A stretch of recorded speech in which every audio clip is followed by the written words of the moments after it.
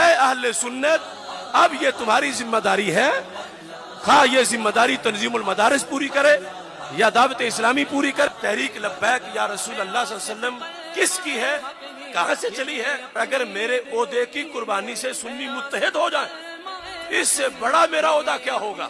जब आप चाहें इन सब को एक जगह इकट्ठा कर ले, मुझे और खादिम हुसैन साहब को बुला ले, जिसमें खादिम हुसैन साहब से इस्तीफे का मुतालबा नहीं किया जाएगा।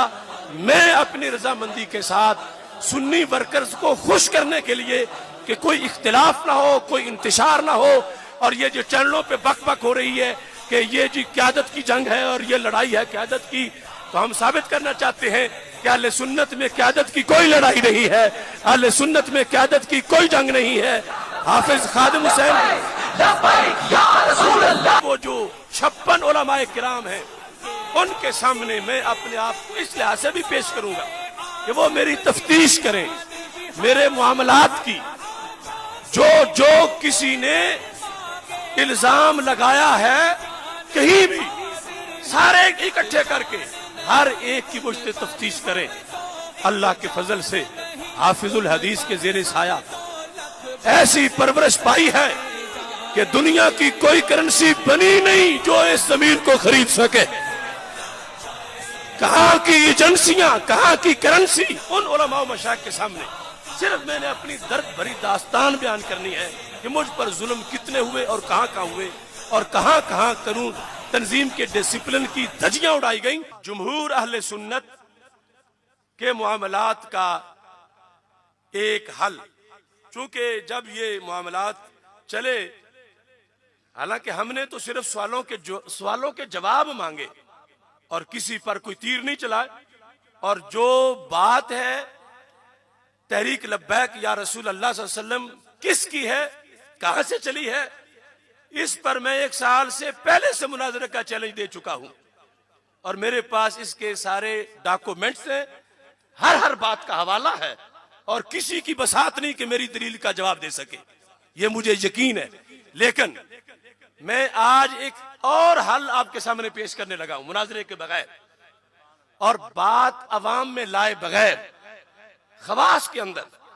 और हल यानी मुझे दरकार है इत्तिहाद अहले सुन्नत, और अगर मेरे ओहदे की कुर्बानी से सुन्नी मुत्तहिद हो जाए, तो इससे बड़ा मेरा ओहदा क्या होगा कि मेरे ओहदा को छोड़ने से, तहरीक लब्बैक या रसूल अल्लाह सल्लल्लाहु अलैहि वसल्लम की चेयरमैनशिप किसी को दे देने से अगर सारे सुन्नी मुत्तहिद हो जाएं, तो फिर मुझे तो वो चेयरमैनी मिलेगी जो क़यामत तक बाकी रहेगी। इस सिलसिला में एक अहम ऐलान आपके सामने पेश कर रहा हूं कि आज हमने मुशावरत के साथ एक सुन्नी उलमा मशाइख बोर्ड तश्कील दिया है, और वो ऐसा तश्कील दिया है कि जिसमें सारे सूबों के सुन्नी, सारे बड़े बड़े आस्थाने, अगर हर आस्थाना तो फिर बोर्ड में आ नहीं सकता, वरना 1000 अरकान बन जाएंगे, वो इकट्ठे कैसे होंगे, ये मसला बन जाएगा। सारी तंजीमात अहले सुन्नत के कायदीन, मुस्तनद उलमा मशाइख, मुफ्तियान किराम, उन पर मुश्तमिल एक बोर्ड तश्कील दिया है। पहले मैं बोर्ड के अरकान का जिक्र करता हूं, फिर यह कि ये बोर्ड, इसका इजलास तो आप सुन्नी बुला ही लेंगे ना, सारे कारकुनान रोजाना जो कहते हो इत्तेहाद होना चाहिए, इत्तेहाद होना चाहिए, इत्तेहाद होना चाहिए, तो मैं तुम्हें एक बोर्ड उनके नाम बताऊंगा जिनकी कचहरी में मैंने हाजिर होना है अपना इस्तीफा लेकर। एक बोर्ड मैं आपके सामने बयान करने लगा हूं। ये नाम चूंकि लिखे गए हैं, कोई मरातब की तरतीब हो सकता है और हो, नाम किसी और तरतीब से हो, तो ये मैं पहले माजरत खा हूं। कोई ये ना कहे मेरे पीर का तो इतने बाद जाके जिक्र आया, हमारे कायद का तो इतने बाद जाके जिक्र आया। तो इस बोर्ड ने मुझे भी बुलाना है और हजरत मौलाना खादिम हुसैन रिजवी साहब को भी बुलाना है। मैंने इस्तीफा देना है, खादिम हुसैन रिजवी साहब ने इस्तीफा नहीं देना। मैंने अपना इस्तीफा इस बोर्ड के सुपुर्द करना है और उनको पूरा मैंने अपनी तरफ से इख्तियार देना है कि तुम्हें इख्तियार है कि तुम खादिम हुसैन रिजवी साहब को कैद चुनो या किसी और को चुनो, मेरी तरफ से मेरा इस्तीफा तुम्हारे सामने हाजिर है। ये उन उलमा मशाइख को इजलास में मैंने कहना है, जब आपने उन सब को एक जगह इकट्ठे कर लेना है, हाल बंद हाल के अंदर उन उलमा मशाइख के सामने सिर्फ मैंने अपनी दर्द भरी दास्तान बयान करनी है कि मुझ पर जुल्म कितने हुए और कहां हुए और कहां कानून तंजीम के डिसिप्लिन की धज्जियां उड़ाई गई। और मैं सिर्फ उनको जो इस मिल्लत के राजदान हैं, तकरीबन 56 अफराद, सिर्फ पाकिस्तान के अहले सुन्नत के 56 अफराद, बंद कमरे में मैंने सिर्फ उनको अपनी दर्द भरी दास्तान सुनानी है और साथ उनको इस्तीफा पेश करना है। और इस्तीफा सिर्फ मैंने ओहदे से देना है।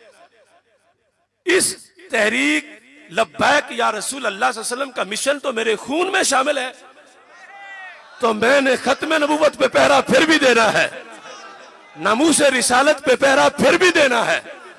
और ये काम तो हमने दिन रात करना है।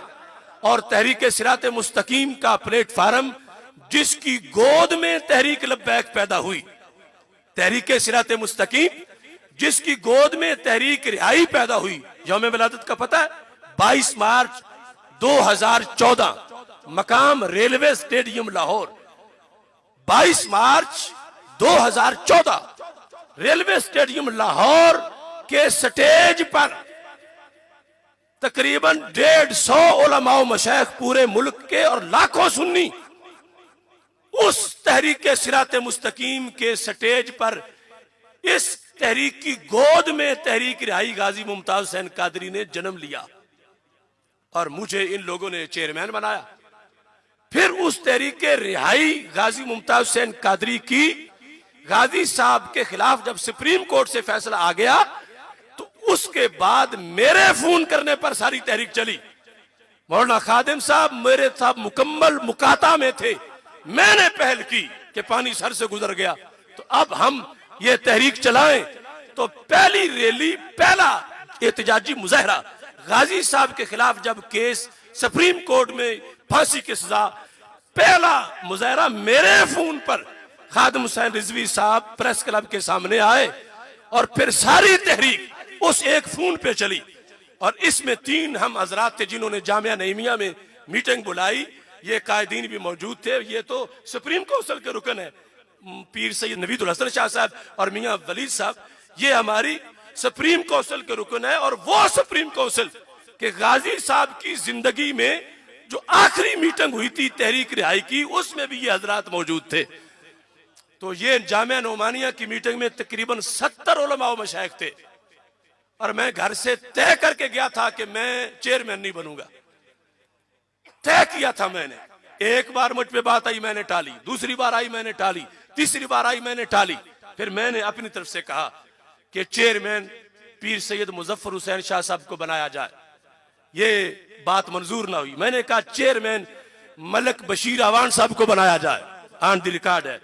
ये भी मंजूर ना हुई। मैंने कहा फिर पर्चियां डाली जाए कि हर एक पर्ची पे लिखे कि चेयरमैन कौन होगा। तहरीक रिहाई रिन्यू हो रही थी, तो पीर अफजल साहब कादरी, उनके ये अल्फाज थे पंजाबी में, जे तुसी अगे ना लगो तो आज गड्डी नहीं चलती, तुसी अगे ना लगो आज साडे ते गड्डी नहीं चलती। खादिम हुसैन साहब के ये अल्फाज थे। गुस्से में मुझे, मैं साथ ही बैठा था, कहने लगे जे आप तुसा चेयरमैन नहीं बनना तो मैं आज तो बाद किसी मीटिंग में नहीं होना, ये मेरी आखिरी मीटिंग है। ये उनके जुमले थे। और साथ ही बैठे थे पीर सईद इरफान शाह साहब मशहदी। तो खादिम हुसैन साहब ने उनसे सिफारिश के लिए कहा। पीर अफजल कादरी साहब ने, चूंकि पीर सईद इरफान मशहदी साहब मेरे उस्ताद भी हैं और मेरे शेख के बेटे भी हैं, उनसे भी इन दोनों ने कहलवाया कि इनको मनाओ कि ये हमारे चेयरमैन बने। इस सूरत हाल में इन्होंने मुझे चेयरमैन बनाया। और मेरी सूरत हाल ये थी कि दूसरी मर्तबा मेरी हेपाटाइटिस की वैक्सीनेशन हो रही थी। मेरे चेहरे का रंग बदल चुका था। उस दवाई की वजह से मैं 3 मिनट खड़ा होकर तकरीर नहीं कर सकता था। यह मेरी कैफियत थी कि मेरे हाफजे पर इतने गहरे असरात थे उस हेपाटाइटिस की सख्त दवाई की, जो दूसरी बार हो रही थी। और फिर गाजी साहब का मामला गम का कि सजाए मौत हो गई है। इसके बावजूद कि डॉक्टर मुझे कहते थे किसी एक रैली में भी नहीं जाना, और मैंने एक भी नागा नहीं किया। हर रैली में गया, हर इजलास में गया। मैं कहता हूं मेरी बीमारी भी नक्शबंदी थी कि खादिम हुसैन साहब तो टांगों का मसला था ना हेपाटाइटिस ना उनको शुगर, उनको तो लोग उठाए फिरते थे। और मेरी बीमारी भी नक्शबंदी थी कि उन्हें पता ही नहीं था कि कहां तक मेरी बीमारी पहुंची हुई है। मैंने तो अपनी टांगों